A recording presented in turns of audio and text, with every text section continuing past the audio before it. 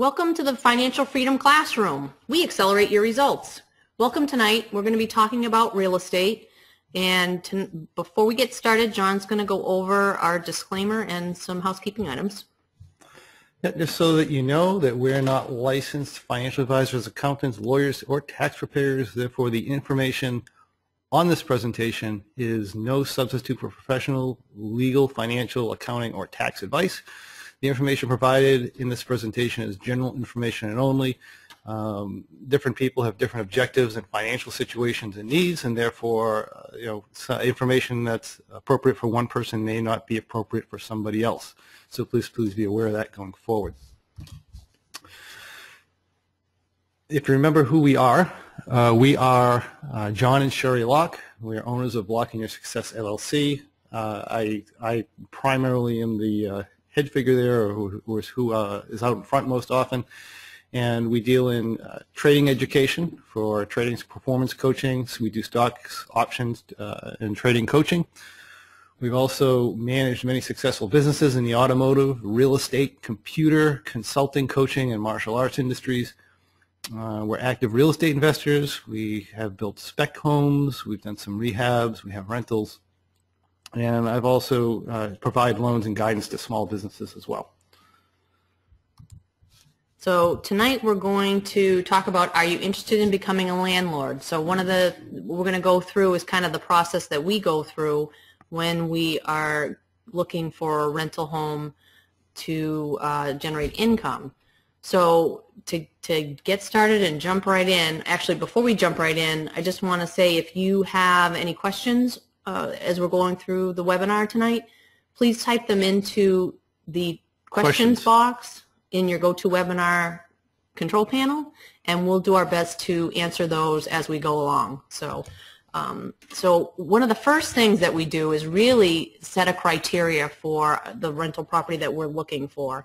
So we think about the town, and typically it's close to your home simply because if you're a beginner, you want to be close to it so you can probably manage your first property that you have so you can understand what goes into managing a property. Right. You want to make sure you're looking in the right neighborhoods. And generally, we're looking for neighborhoods in houses and maybe apartments that we would live in if we were renters.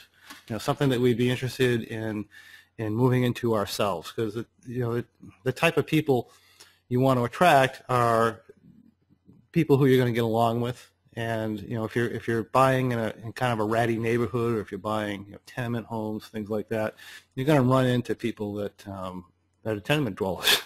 Right, and it could also mean you walk into a place and you say, oh, well, this is nice. That's probably a place that you might want to rent. But if you walk into it and you just kind of go, ugh, I don't think I'd want to live here, you may not want to, because really that property is going to attract what it looks like, essentially. So, right. But definitely, Ray's talking about schools and hospitals, definitely close to your neighborhood. If you have a neighborhood that has really lousy schools. Yeah, check out the school system for sure, because school systems can be a problem, and you want to get. If you're doing single-family homes, you're probably going to listen to rent to a family. So that being the case, you're definitely going to want to be aware of what the school systems are like and so forth, which is, if that's part of being close to you. If you've lived in an area for 30 years, you should generally have, especially if you have kids, you should have an idea of what the school systems are like. Right, and the crime rate in the neighborhoods too, just to kind of, and looking at the neighborhood, is that a neighborhood that is appealing to, the type of tenant that you're looking to attract. So those are neighborhoods are definitely, again, location. Right. Consider the condition of the property you want to buy too, because some people are. Ultimately, you're best off to find a kind of a ratty house in a really nice neighborhood, and that's where you're going to get your best value and your most appreciation potential.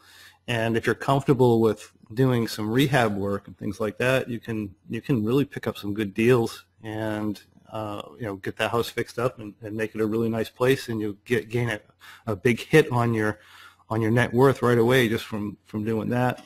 Right. And stuff like that. So that's really cool too. Right, and as we were talking, the number of units too. How many can you comfortably manage if you're doing it yourself, or if you're not, then your property manager that you're going to have to really calculate in what the cost is going to be. So just kind of think about what that would look like. Right. We prefer one or maybe two family homes or a duplex, and we might go into a three family if it's really nice.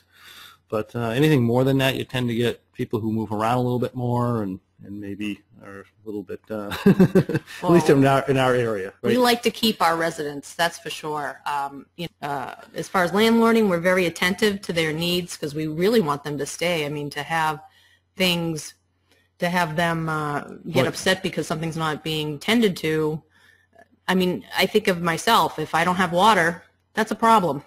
You better figure out why that's happening. So we're really attentive to their needs. So. Right. So we just got a question, a house versus a small number of units, apartments. And, it's going to be a little bit on your skill level. So if you're new to this, there's more money to be made, I would say, probably if you have a lot of units. But you also have to deal with, turnover. If you a lot of turnover.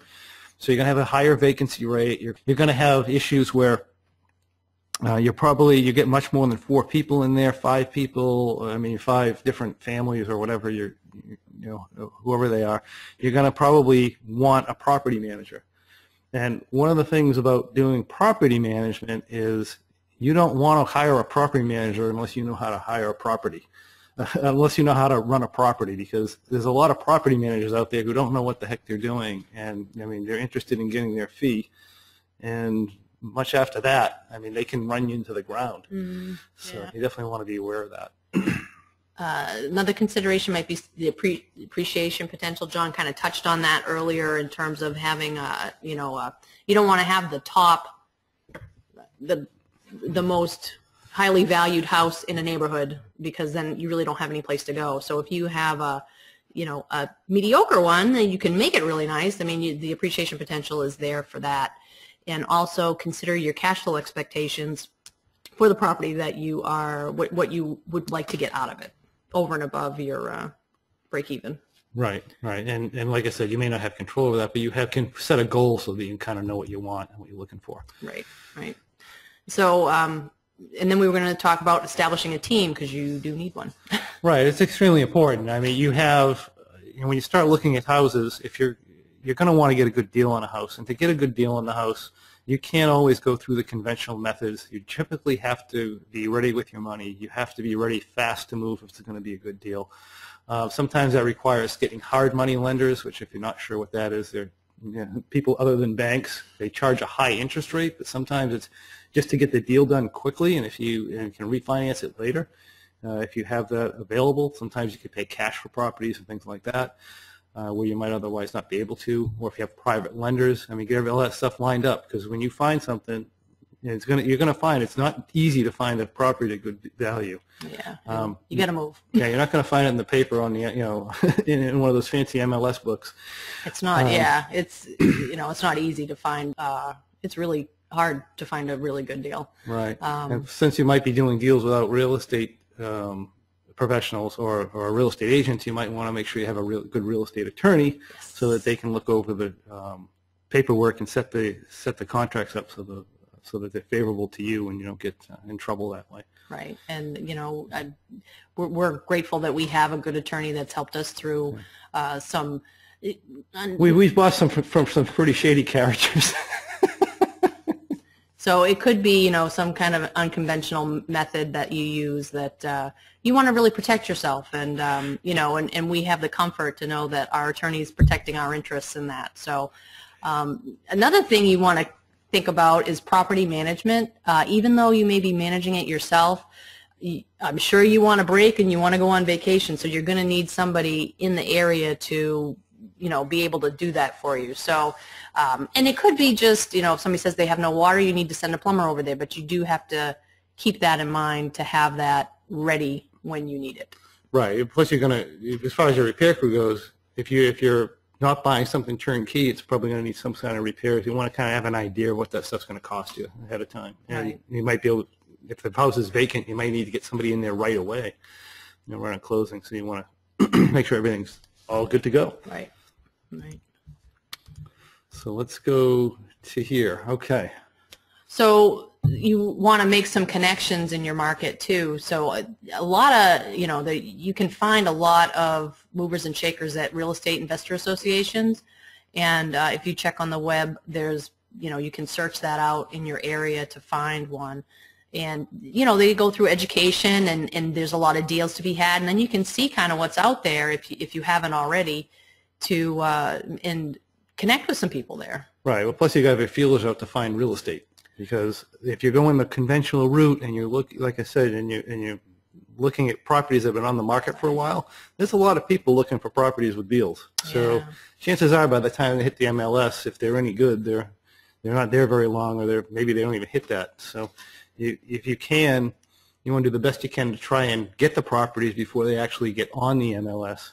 And there's a lot of routes to do that. And like I said, there's a lot of great people at your real estate investor associations, and you can make some really good connections.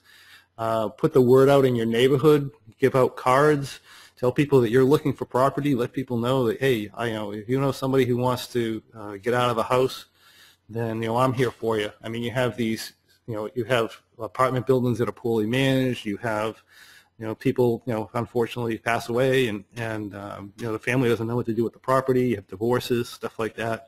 All great opportunities to get in there and scoop up a property. Once it hits the MLS, I mean, it's a lot tougher to buy. Right. So if you can get, the more you can get your feelers out there and get this information and let people know that you're out there and you're ready to buy, right.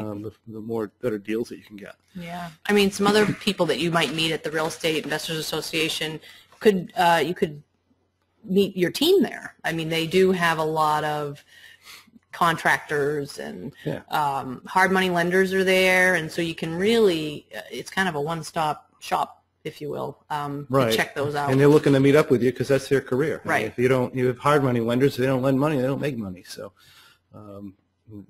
they're there. So it's a lot faster too than going conventional route sometimes. Right, right. So it's a great place to go. All right, want to move on Yep, here? moving All right, on. fantastic. We'll go to the next slide if there's really no questions here. Oh, loose rules of thumb. Oh, We're going to let John start talking about that. Yeah, so here's the thing, and it's like this with any other business. You can't look at your property and say, hey, I have a mortgage, tax, and insurance payment of $1,000, and I'm getting rent of $1,100. My house is positive cash flow, and I'm all set, right? The reality is that your expenses and are general going to be at least 50%, and this is not including your mortgage. So it is including your taxes and insurance, but not including your mortgage. Most of the time your expenses are going to be at least 50% of your income.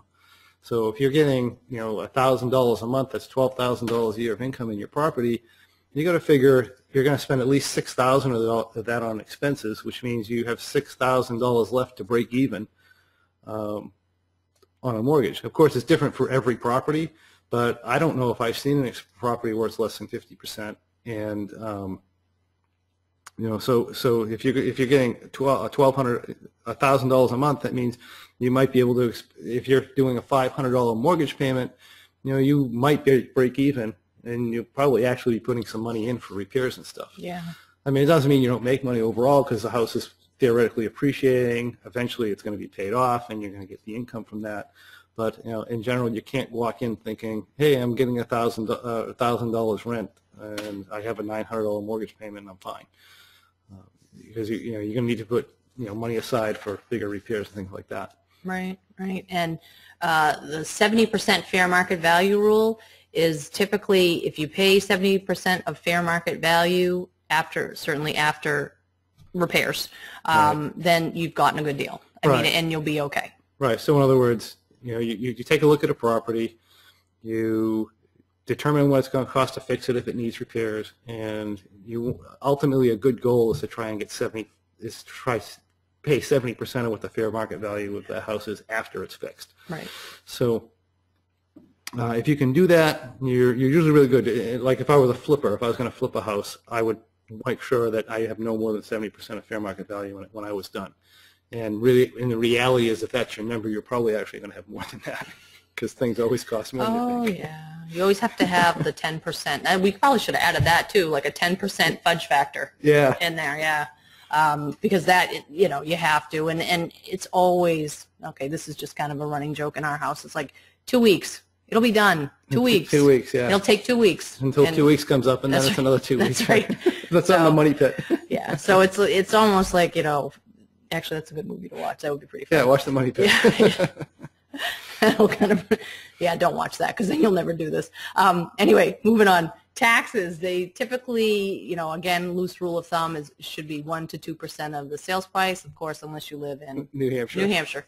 We have the highest taxes in the nation, I think. So. Property taxes, yeah. So we're about 3 to 4% of sales price, but generally speaking, it would be. And then right, things to consider: vacancy rates. I mean, you got to figure at least 10%. I think that's a little bit low, but you know, you figure at least 10% of your monthly gross is going to go towards vacancy rate, and you know, 7% towards maintenance. But like I said, if you do this 50% rule, kind of comes out to that anyway. Right. Yep. So, okay, and our next slide is. So before you get in the car, right, if and you're you looking go at look, properties, yeah, you don't want to do that. I mean, you'll be driving yourself batty. So you really need to do some research at home first. Right. If you're you know, you're out there, you're looking for properties, and you know, you see something you think you might like, you always run the numbers, because if there's no way the numbers are going to work out, there's really no reason to even look at it. I mean, sure, people will take a better deal sometimes, but realistically, you know, they might take 10, maybe 20% off of a retail price. Usually not a whole lot more than that. If the numbers don't work with 20% off, don't even, you know, bother going out there. Yeah, I mean, you don't want to run, you'll drive yourself crazy. And then, you know, you want to confirm the rents that they're claiming too. On the listings, you know, I think sometimes that they're... Well, not just the rents they're claiming, but you want to make sure in the neighborhood is actually bringing that kind of rent. Because somebody might have somebody in the house that's paying $1,000, but it's only worth $500. Oh, it could be the flip too. It could be a relative. Right. It could be a relative who they're only charging $1,000 and it should be $1,500. So, you know, they can really change your mind when you run that. So you want to really just kind of do a rent check. Market rent is. Yeah. And another good way to take a look at the property without actually going there is Google Earth. Which is so cool, because when we used to have properties, we had no idea what we were looking at. Now you can go on Google Earth and you can actually get a street view, and I mean, you can get a really good idea what the neighborhood is. You know, if there's a dump around, a factory, or maybe some businesses or whatever. Yeah. It just is kind of like just a quick check to see if it's something that it even looks appealing to you. And then check for other MLS listings. Yeah, you want to see what the other properties are worth in the area, right? So if you have, you know, your house, I mean, you might say, oh, geez, you know, a $200,000 house in this area is pretty nice, but then you go start looking around and everything else is $150,000. You say, oh, well, maybe it's not so nice. Yeah. Perspective can get warped. Another thing, too, is if there's a lot of properties for sale in that area, you might want to check out what that means and why that is. I mean, there could be a lot of people selling because they want to get out of the area for some reason. Who knows? It could be, you know, maybe the wind changed and the dump smell is now over in that area, so you just don't know. So that way you'll know your market a little bit better. And well, it's like in Florida, there's a lot of places that, you know, a lot of drug dealers and stuff have moved in, and they're pushing the people out of the houses and they're taking over whole neighborhoods. So you don't want to be in that neighborhood. Right, and so that would be a tip. If there was a lot of things listed and they've been listed for a long time, and they're really good deals, probably too good to be true. Yeah, so there's probably something going on there. So just a little bit with that. And also, if you're in any kind of a development or anything, you need to confirm that rentals are allowed, and they're going to continue to be allowed. Because you can be, you know, if you're looking at maybe some nice housing development, and you know they have something on the agenda in the society in the association to ban rentals or something, it's going to be a problem for you. So right. Make sure that's an issue. And then, of course, if you're still interested. Yeah, to go have a look. Go have a look. Definitely. I mean, you're going to be looking at a lot of properties, but if you just don't, doing this stuff can actually eliminate a lot of them. Yeah. And save you a whole lot of time and a lot of frustration. So you go ahead and do that. So that's really cool. So, and then I'm going to let John talk about this because he, well, we used to own a home inspection company, so he was the home inspector. So he's got a lot of information on this. I've inspected hundreds and hundreds of properties, maybe thousands. And, you know, the number one thing you got to look out for usually, or the number one thing that damages stuff is water issues. water vapor, water leaks, not only from the roof, but and then the walls, but even inside, like around the tubs and stuff like that. Water gets into these places and it just rots things out like crazy. So, you usually just kind of step back, take a good overview of the property, take a look at the grading, see if the water is going to flow in towards the property. Take a good look at the roof with some binoculars, bring those with you. If the shingles are curling or cracked or stuff like that, you'd be surprised at the number of owners of houses never even look at their roofs. I used to come in and inspect the house and say, well, it needs a roof. And it kind of looks like it needed a roof for the last 10 years. And they go, oh, no, the roof is fine. But they show it to them and go, oh, well, I guess that's not so good. So things like that. Look for sags in the roof line, excessive sagging in the roof line. Make sure inside the house the floors are level, fairly level, things like that. If it's an older house, you want to look for electrical upgrades. You come in New England here, you have these old knob and tube wirings. If you get into the 1970s era, you have to worry about aluminum wiring, which is a problem. If you look into the, I think it's 76 lead paint, right, could be an issue. 78. Okay, 78 shows from the date 78. You might have lead paint issues, and you want to be aware of the lead paint issues in your area. Yeah. Because like New Hampshire's not too bad, but you go down into Massachusetts, which is the next state below here, and you can. It is just a mess with if you rent to somebody with. That happens to have lead poisoning, whether it's from your house or not, and they come and test your house and you have lead, that can do a whole bunch of different things. But anyway, the roofs are expensive, right? Windows, look in the siding, look for cracks, areas that are rotted, particularly around the doors, underneath doors, things like that. Underneath windows tend to get rot. Those are the big things that we pick up in bathrooms, proper caulking, things like that.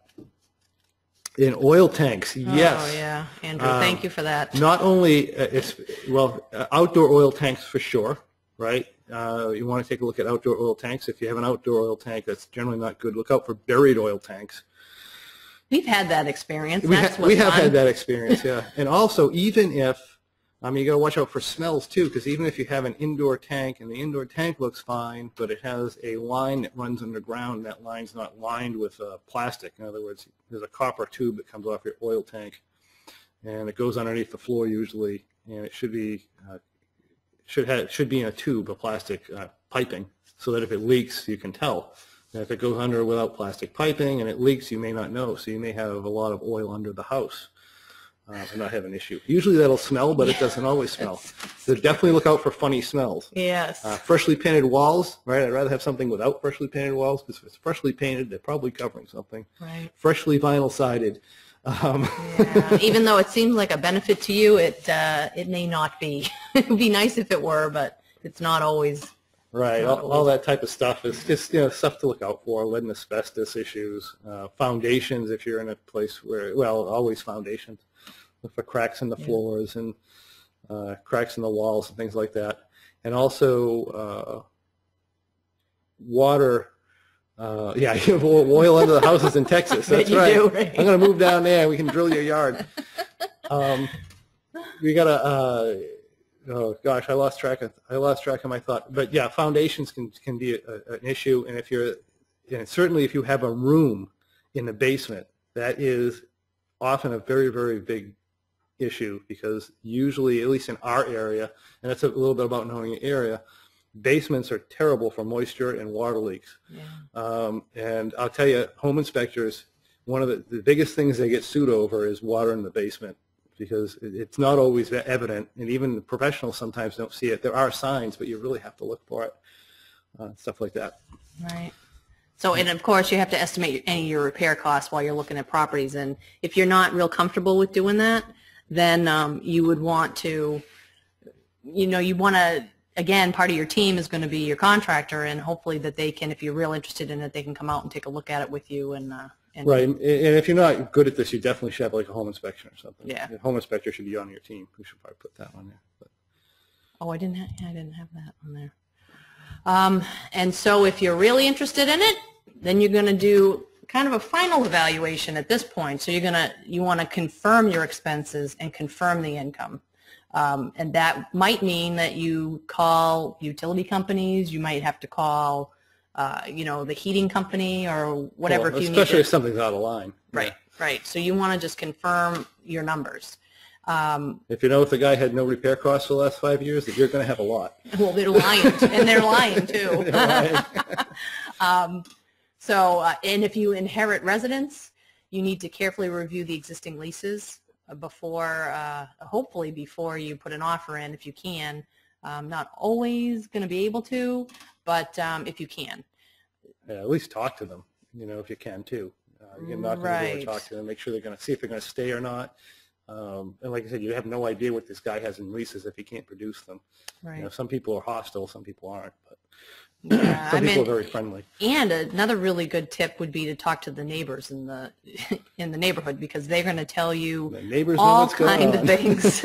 So that is I think it's a really good source of information. Find a neighborhood gossip person. Well, yeah. And then you really know what's going on with the house too. So inspections, make sure you have those if you're not comfortable, or if you see something that you're questioning, and formulate your offer.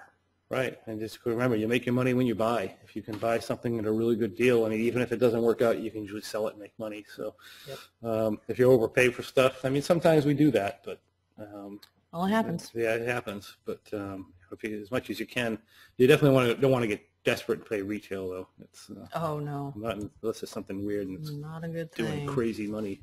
Right. So offer tips. Yeah, generally, cash is king, as they say. A cash deal with no contingencies is probably what that's the best thing that the seller wants. Yeah, ideal. Ideally, we can't always prove that's not always beneficial for us. But if you can do a cash deal, no contingencies, quick closing, I would only do that. I'd definitely not do that if I was a beginner. But if someone like me who's a home inspector, who's been around a lot of houses, and if you have the money to do it, or the money lined up to do it. I can say, I can evaluate a house fairly quickly. If you've done all your background work, you can make the offer right there. Say, hey, here we go. Here's the money, cash deal. We can close tomorrow. Yeah. And boom, you can just get it done before they have a chance to think about it. Yeah. Because once you make the offer and you leave, they start thinking, maybe I can get more money. Maybe someone else will be interested. But if you can do it right then and there, catch them on a bad day, you can get in there and do that. But if you're a beginner, you definitely want to get your inspections and stuff done. If you can if you do have to wait, if you can put some sort of a weasel clause in there to get out of it, that's a good thing.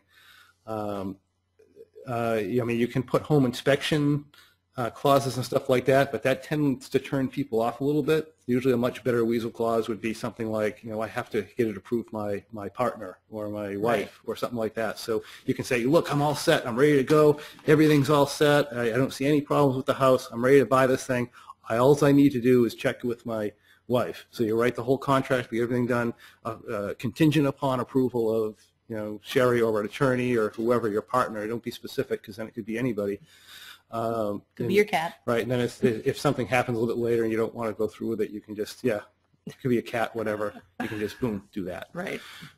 And then some of the other tips is just hand deliver the offer if you can. If you're a real estate agent and you can hand deliver it, there's a lot to say in person. If you hand somebody a little offer, you're the evil guy. Somebody you never saw before. But if you're somebody who shows up and you're honest and sincere and you make a little rapport with them, talk back and forth, and then you give them a little offer, they're a lot less offended, right? And they're more likely to take it. Yeah, and then if they have your offer, you can follow up with phone calls, and a phone call is probably better than an email, simply because it's just that personal connection that you might have with them. They'll feel more vested in responding to you. So that's our offer tips. Closing, closed. Right, closing, closed. So if you actually get your offer accepted, you remember it's not a done deal until it's closed. Right. There's so many things that can happen in a real estate transaction, and you don't want to do anything. You don't move in stuff. You don't do any work to the property. You do absolutely nothing. Don't change the locks. Don't change the locks until you actually get closed. But the thing is, you want to be ready to go when you're closed. Right. So you set your closing date, you schedule your contractors to come in, you have everything all lined up so that it can be done quickly. You get you can start your advertising, right? You can put Yeah. advertising in, and you get a list of people who are interested in living there. You can say, advertise it for rent. Plus, have your weasel clause in there. You advertise for rent, and you're not getting any people, right? That's a clue. maybe you want to get out of it. Well, my partner doesn't like the deal, or whatever, or he says we can't do it, then you can kind of get out of it. But if you start advertising, and maybe even before you make the offer, sometimes if you have a collection of people who are interested in that area, and there's demand for it, that's a whole lot better than going in there and guessing. So that's one thing you can do. You can collect preliminary rental applications just so that you can get it repaired and filled as quickly as possible when you're ready to go. Right, and then obviously you don't. If it's being repaired, you really probably don't want to show it. So you just want to schedule your showings after all the repairs are done, because just tell them how nobody nice. likes to tell them it's really nice, but and wait till they see it. And you're in there doing some stuff, and you can't show it right now. Well, you're making it brand new for them. That's right. You're doing everything for them. That's right. And you want to carefully evaluate your residents. This is probably. I talk about like doing more work on the front end. This is really important that you do all this work on the front end, because you're going to essentially be married to your residents, because you have to have a really good relationship with them and can relate to them. So you really need to create, for a rental to be successful, you need to create an evaluation criteria, especially income related. Make sure that they have had a job. Some of the things that I think about is their job stable? So have they been there at their job at least 6 months, preferably a year, and at least, of course, we'd love to have them there for 15 years, and then that it's pretty stable, obviously, but right. Your minimum, and then if they tell you I'm going to have a job in the restaurant down the street when it opens in 2 months, that's probably not a good sign. We've got that before. Oh, I can afford it. I'm going to get a job in 2 months. Right. And then, some more of that evaluation criteria would be income based. So what's their income? Make sure the ratio works. Credit scores, stuff like that. Well, yeah. So you want to have a conversation with the tenant and say, is there anything I'm going to find when I do a credit check? Is there anything I'm going to find when I do a background check? And get that information verbally from the tenant. Right. And then verify it. Some people will lie to you, because most people who they've talked to before have asked about their credit, never actually checked it. Right. And then they've gotten away with it. So, and you want to go in and you want to make sure that you actually do check their credit, do their background checks, and so forth. Yeah, you really do need to do that. And then you also want to verify information with the previous landlords too.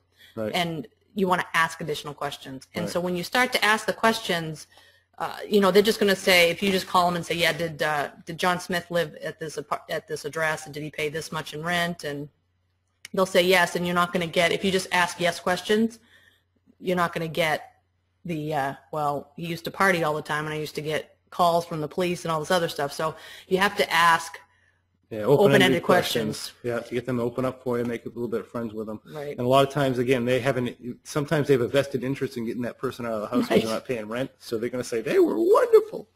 Right. And so that you'll take them. And so I'm going to put I'm going to put some resources for you on the website at some point. I'm gathering all those hopefully this weekend, so I'll be able to get some up so that people can use some of that with questions and things like that. Right. Yeah, remember, this seems like a lot of work, and it actually is a lot of work, but the reality is, once you get used to it and you get going, if you do all your work on the front end, once people are in there and you got good people, it's very easy. It's very easy. I don't make many emergency calls or anything, and I manage all our property ourselves still. And it's very seldom I have a problem. I mean, occasionally things come up, but they're legitimate things. Right, that happen, and they should be taken care of, that I want taken care of. Broken refrigerator, broken dishwasher. Yeah, stove doesn't work, heat. Or whatever. Yeah, heat doesn't work. Air conditioning. We do the best we can to keep them, but if you do that and you keep them in general good maintenance and stuff, you have very few problems if you get good tenants and stuff. And once it's going, it's just cash flow. Right. So it is really nice and worth doing. But like I said, all the work is up front.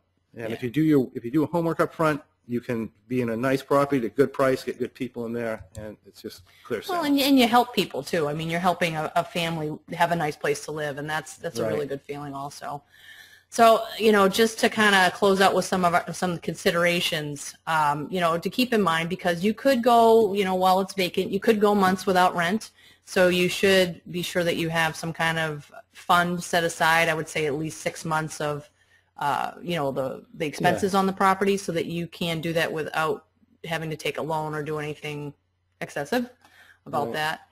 How will you handle late rent? Right. Does that sound familiar, having 6 months of expenses? We talk about the trading triangle, and trading is the same way. Yeah. You're trading. Sometimes some months you do very well for periods of time, and then you kind of have these dry spells. And if you have that money set aside, you can live through it. So. Yeah, you can kind of I mean, I consider it kind of like self-insure. Being with the federal government, we're self-insured, so you can do it yourself even. I mean, it's not a cure-all, but it certainly helps to make you less apt to make poor choices because you are stressed out and are desperate. So,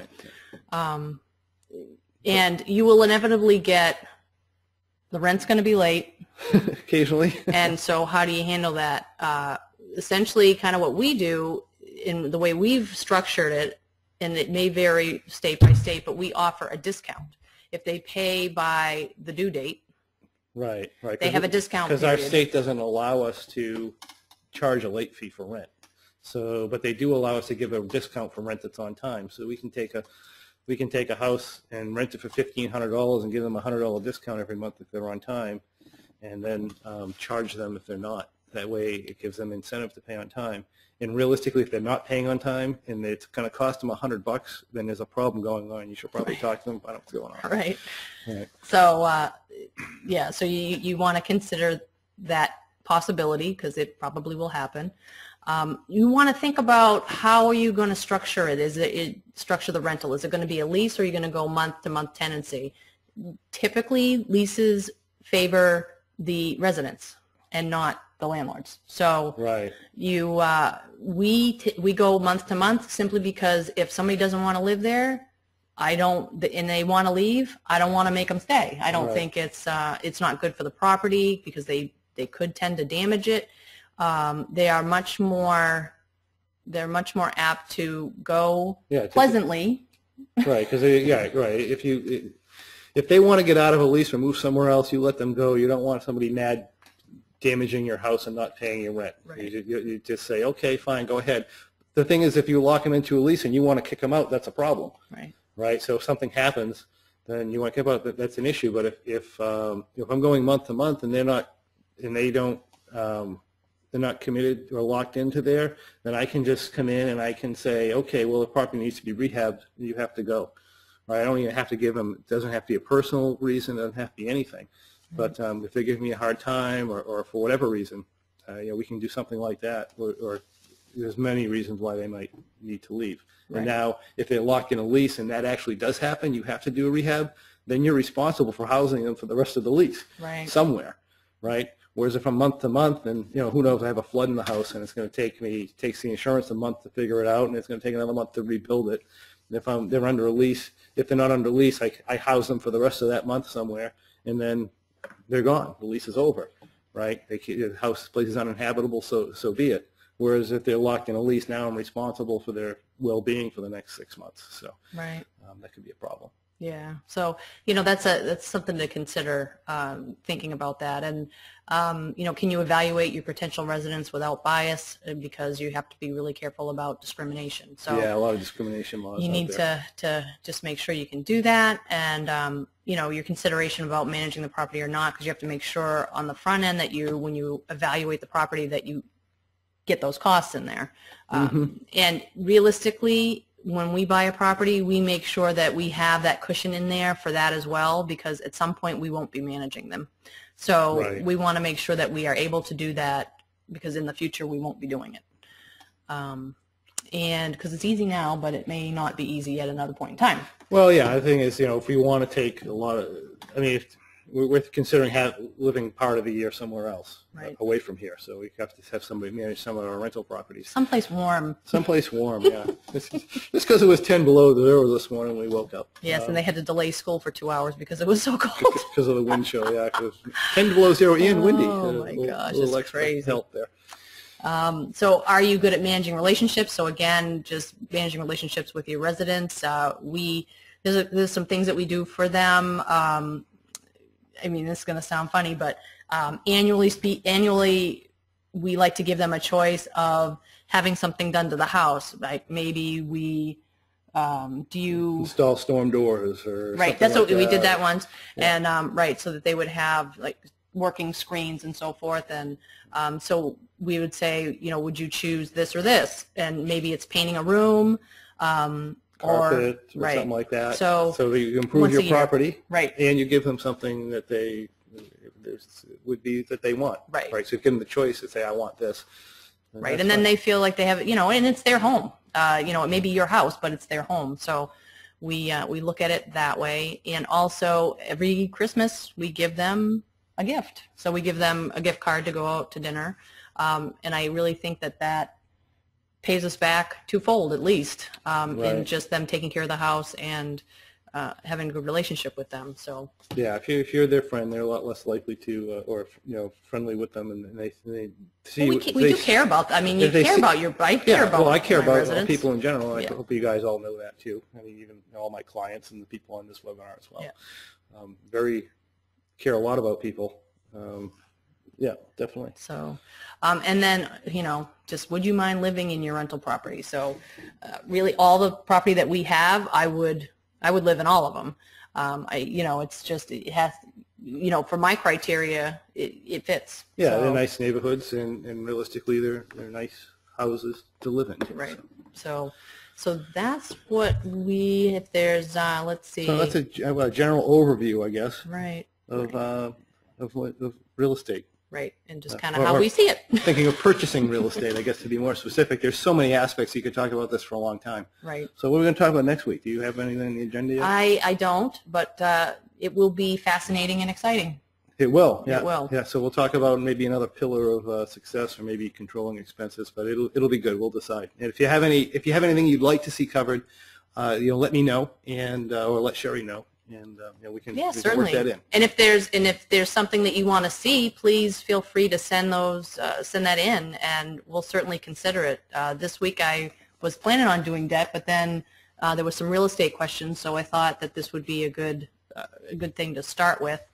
So so if you do, certainly please share that with us, and we thank you for joining us. Right. Have a great evening, everybody. Have a good evening. See you Take next care, week. everybody.